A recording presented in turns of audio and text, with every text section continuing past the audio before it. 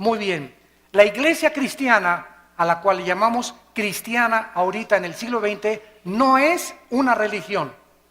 Vamos a partir de esta base. El cristianismo no es una religión. Religiones son el hinduismo, el budismo, el catolicismo romano, etcétera, etcétera. El cristianismo no es una religión, es una relación personal, viva y dinámica con un hombre. Tú puedes ser católico y no ser cristiano. Puedes ser protestante y no ser cristiano. Puedes ser mormón y no ser cristiano. Puedes ser testigo de Jehová y no ser cristiano. ¿Por qué? Porque la religión no te da el cristianismo, te lo da la persona de Jesús viviendo en tu vida. Entonces, el que tiene al Hijo, 1 Juan capítulo 5, tiene la vida. Pero si tú tienes una simple religión y no tienes a Jesucristo, ni tienes una relación con Él a través de la Biblia, tu cristianismo es una mera religión que te persinas, sacas tu estampita de Tadeo, te echas tu agua bendita y te vas a tu casa y de lunes a sábado eres el anticristo.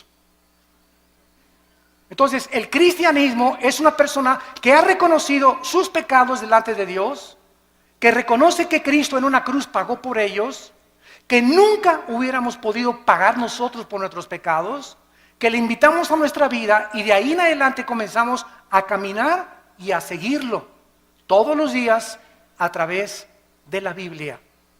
Jesús dijo: escudriñen las Escrituras porque ellas dan testimonio de mí. Cualquier persona que me diga que es cristiana y no lee la Biblia, no la medita, ni la estudie, su cristianismo es religioso. Pero no eres un hijo de Dios ni una hija de Dios. La iglesia cristiana tuvo sus raíces en el judaísmo. El Señor Jesucristo fue judío. Los primeros apóstoles fueron judíos. Las primeras iglesias fueron judías. Así como también en el antiguo pacto, lo que usaron los apóstoles, los que escribieron el Nuevo Testamento, todos ellos fueron instruidos en el Antiguo Testamento o en la Torá. Así que tenemos que las raíces del cristianismo se encuentran en el judaísmo.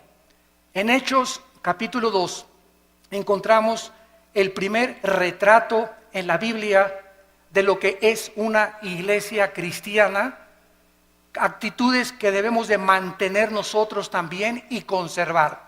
Dice Hechos 2:42, y perseveraban en la doctrina de los apóstoles. O sea, los primeros cristianos del siglo I eran discípulos, no eran del domingo nada más, sino que entre semana tomaban estudios con los apóstoles, venían al diplomado, tomaban estudios entre semana, no eran personas de domingo nada más. Los cristianos de domingo nada más son los religiosos, pero no los cristianos. Los cristianos no se conforman con una palabra de Dios el domingo, anhelan, aman, tienen un hambre por la verdad, tienen una pasión que Dios ha encendido en sus corazones como un fuego inextinguible por conocer a Dios. Y si tú no tienes ese fuego que arde dentro de tu vida por conocer a Dios y conocer la verdad, estás muy lejos de llamarte cristiano. Dice la Biblia a continuación que también en la comunión unos con otros, se juntaban unos con otros, comían unos con otros, cenaban unos con otros. Si tú eres cristiano, tus mejores amigos son cristianos. Si tú eres cristiano y tus mejores amigos no son cristianos, no eres cristiano. No significa que no les vas a hablar, pero el cristiano comienza a buscar amistades cristianas que te ayuden a crecer, te identificas con ellos, porque qué comunión hay entre la luz y las tinieblas. Entonces es imposible, ¿verdad?, que una persona que no camine con Cristo pueda identificarse con una persona que camina con Cristo, porque son intereses totalmente diferentes. Pero hace 2000 años, Dios bajó a este planeta en la persona de su Hijo Jesucristo. Y Dios tenía que bajar para Él destaparnos la mente, quitarnos las vendas, para que pudiéramos nosotros conocerlo, quién es Él.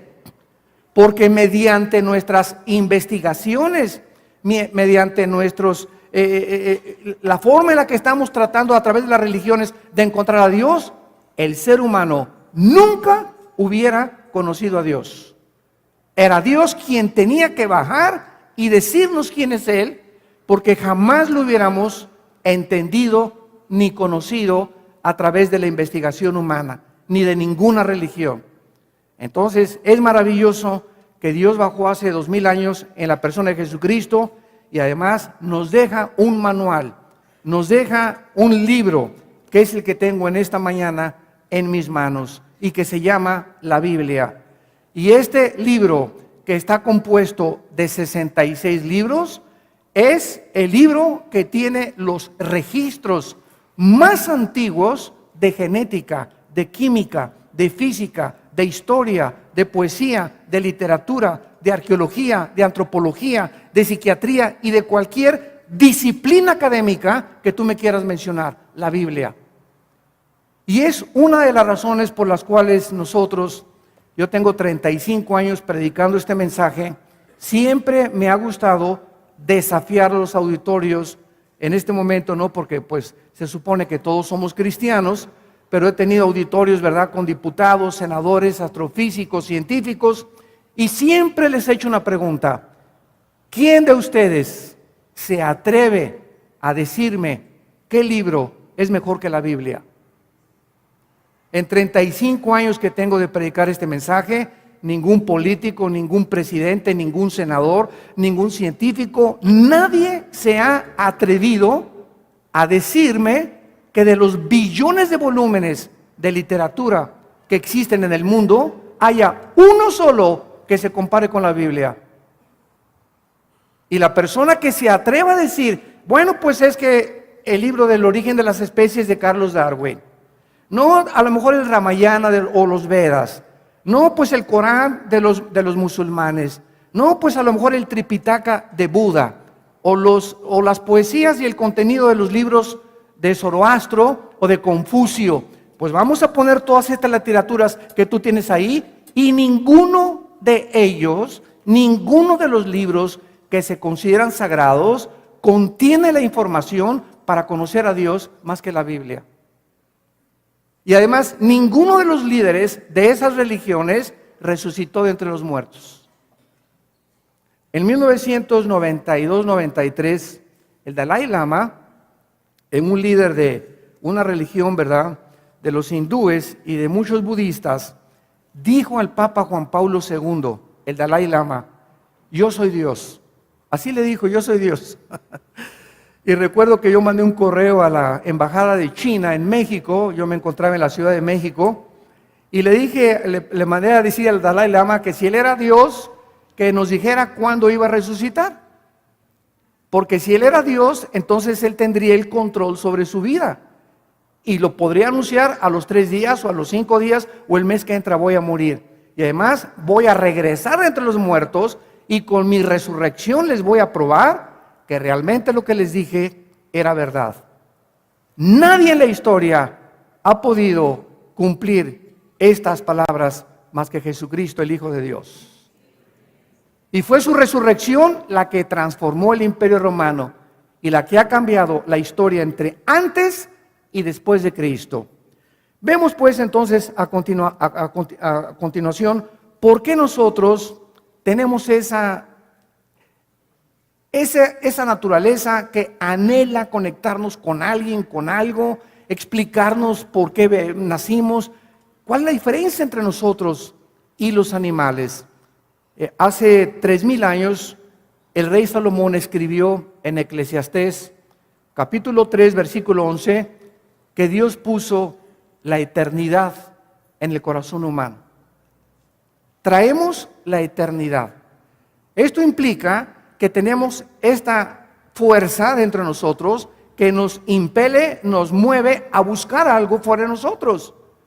Y esta es la razón por la cual existen tantas religiones, porque todas las religiones están tratando de comunicarse.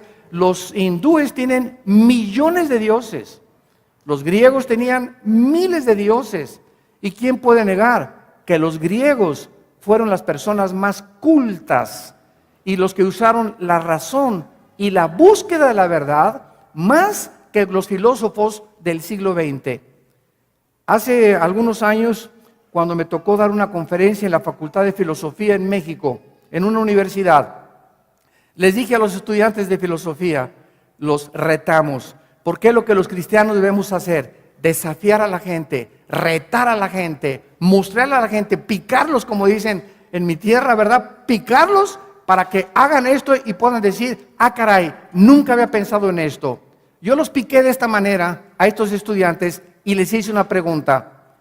¿Creen ustedes que los filósofos del siglo XX, Freud, Friedrich Nietzsche, Carlos Marx, Jean-Paul Sartre, Richard Dawkins, Sam Harris, Carlos Sagan, todos estos filósofos del siglo XX fueron ateos? Nunca en la historia ha habido tantos ateos como en el siglo pasado. Y les pregunté a los estudiantes, ¿ustedes creen que los filósofos griegos eran menores o que los filósofos del siglo XX ateos eran más inteligentes que los de la época de oro de los griegos? Y todos se quedaron callados, porque jamás ha vuelto a haber un Aristóteles, ni un Sócrates, ni un Demóstenes, ni un Platón. Por más que tú me menciones, como decimos, tu gallito Giro, o al que tú consideras el más intelectual de los intelectuales del siglo XX, ninguno de ellos se compara con los filósofos del siglo de oro. Entonces la segunda pregunta es la siguiente: ¿por qué los filósofos griegos creían en Dios? ¿Y por qué los filósofos modernos del siglo XX negaron a Dios en todo el siglo XX? ¿Y saben cuál es la respuesta? Porque en el siglo XX nunca se habían descubierto tantas cosas científicas ni avances tecnológicos.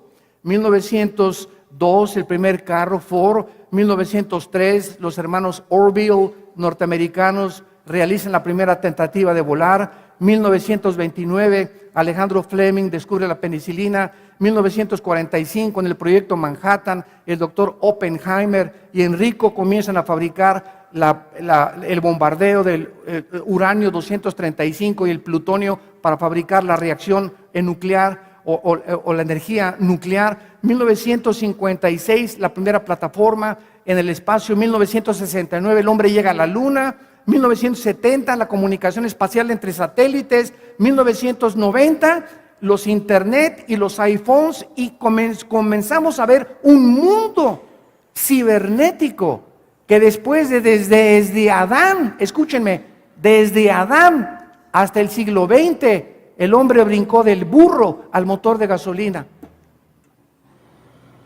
Lo que no pasó en toda la historia sucedió en menos de 50 años en el siglo XX, cumpliendo la profecía de Daniel 12, versículo 4. Daniel, en los últimos tiempos el conocimiento aumentará, lo que demuestra que nos encontramos en los últimos tiempos. ¿Qué tal? Quisiera compartir con todos ustedes lo que este libro que tengo en mis manos, que se llama la Biblia, y se llama El Plan de Salvación. La Biblia nos muestra claramente que nosotros hemos nacido, ¿verdad?, destituidos de la gloria de Dios, y la Biblia dice también que la paga del pecado es la muerte. Y hay una gran barrera que hay entre nosotros y Dios. El pecado es precisamente como una barrera, y aquí está Dios, y aquí estamos nosotros, y hemos tratado de brincar esta barrera a través de nuestras buenas obras para poder tener otra vez y restaurar nuestra comunión con Dios. Sin embargo, la Biblia nos muestra que Dios es santo y que nosotros somos pecadores, y que la única forma en la que podemos nosotros acercarnos a Él es precisamente a través de lo que Él hizo en una cruz, en la sangre que Jesucristo derramó para pagar por nuestros pecados. ¿Qué es lo que tú necesitas para poder tener una vida nueva, para poder nacer de nuevo, para poder reconciliarte con Dios? Creer lo que en esa cruz Dios hizo. La cruz está en medio de Dios y de nosotros. En el momento en que tú pones tu confianza en la sangre derramada en esa cruz, Dios te regala por gracia. Dice la Biblia que por gracia somos salvos por medio de la fe, no por nuestras obras, para que nadie se gloríe. Y en ese momento Dios nos regala la salvación. Tú lo único que tienes que hacer es decirle a Dios en este momento: Señor, te pido que perdones mis pecados. Creo que soy un pecador. Creo que en esa cruz tú pagaste a través de tu Hijo con su sangre que derramó por mis pecados. Creo que a los 3 días tú lo levantaste de los muertos y te pido, Señor Jesucristo, que entres a mi corazón como mi Señor y como mi Salvador. Una vez que tú haces eso, la Biblia dice que a todos los que le recibieron, a los que creen en su nombre, Dios les da el derecho, es un privilegio maravilloso de ser llamados hijos e hijas de Dios. Y en ese momento te conviertes en un hijo de Dios, en una hija de Dios, y le puedes ya llamar a Dios Padre Santo que estás en el cielo. Además dice la Biblia que en el momento que recibes a Jesucristo, vienes a formar parte de la iglesia. La iglesia no son los edificios, no es una construcción, somos todas las personas en el mundo entero que invocamos el nombre del Hijo de Dios. Yo te recomiendo que ahora todos los días apartes un lugar en las mañanas para leer la Biblia 10 o 15 minutos, porque la Biblia es Dios hablándonos al corazón. Comienza a orar. Orar es platicar con Dios, darle a conocer a Dios tus sentimientos, tus emociones, tus necesidades. Y en tercer lugar, únete a un grupo de personas que estudien la Biblia entre semana o en alguna iglesia cristiana para que puedas crecer en la salvación. Que Dios te bendiga, te guarde y te dé mucha paz.